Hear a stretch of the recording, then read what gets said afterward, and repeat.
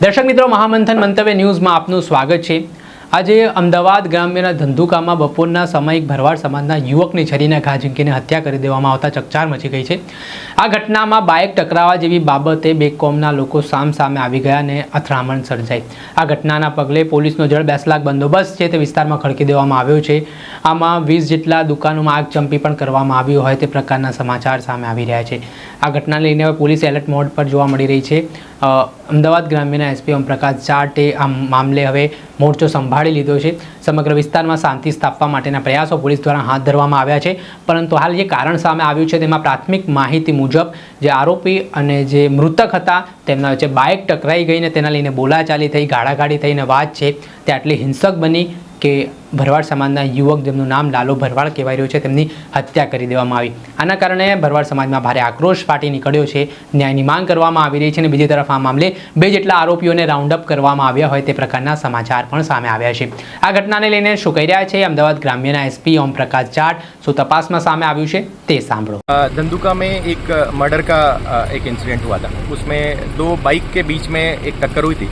उसके बेसिस पे दोनों के बीच में झगड़ा हुआ और झगड़े के बाद में एक युवक के हाथ में जो छरी थी वो उसने दूसरे युवक के पैर में एक छरी मारी थी और उसके बेसिस पे ब्लीडिंग होने के कारण उसकी एक युवक की डेथ हुई है। और वो डेथ होने के बाद में क्योंकि स्वाभाविक है कि जब भी किसी की डेथ होती है तो थोड़ा गांव का माहौल इमोशनल था।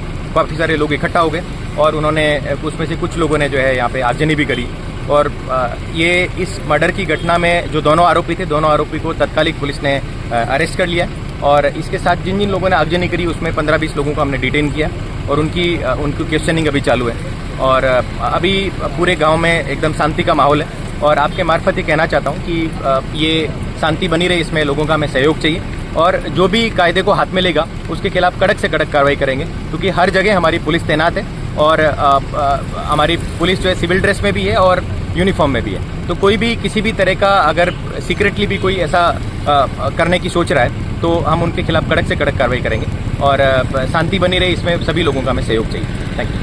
આપણે સાંભળ્યા હતા અમદાવાદ ગ્રામ્યના એસપી ઓમપ્રકાશ જાટ। તેમણે હાલ પ્રાથમિક માહિતી જે પોલીસને મળી છે તે મુજબ તેમણે વાત કરતાં જણાવ્યું છે કે જે લોકોએ શાંતિ દોડાઈ તેમને પણ રાઉન્ડ અપ કરવાની કામગીરી હાથ ધરવામાં આવી રહી છે। સાથે જે લોકોએ હત્યા કરી તેમાં 2 આરોપીઓને પોલીસે રાઉન્ડ અપ કર્યા છે, તેમની સઘન પૂછપરછ હાથ ધરી છે।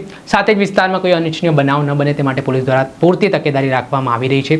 લોકોને શાંતિ જાળવવા માટે અપીલ કરવામાં આવી છે અને કોઈ ભ્રામક અફવાઓ સોશિયલ મીડિયાના માધ્યમથી ફેલાવવામાં ના આવે તે માટે પણ એસપીએ લોકોને વિનંતી કરી છે। દર્શક મિત્રો, આવા જ વિડીયો જોવા માટે, આવી ક્રાઇમ સ્ટોરી જોવા માટે મહામંથન મંતવ્ય ન્યૂઝ જોતા રહો।